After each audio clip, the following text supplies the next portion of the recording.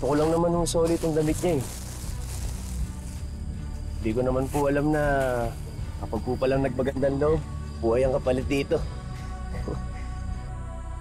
Tutuluyan ko na ba, senyor? Sir, wag ho. May nanay pa po akong umaasa sa akin. Parang awan niyo na wag po.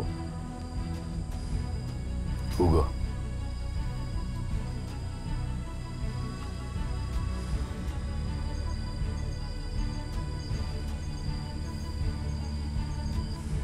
Sige na.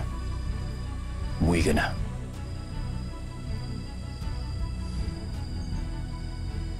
Bigyan niyo siya ng pera sa pagtanggol niya kay Nympha.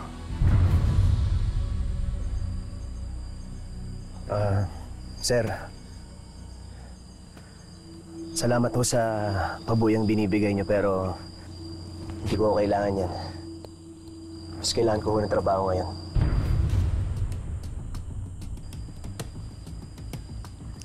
Hindi mo siguro naiintindihan ko ang ibig sabihin ng hinihingi mo.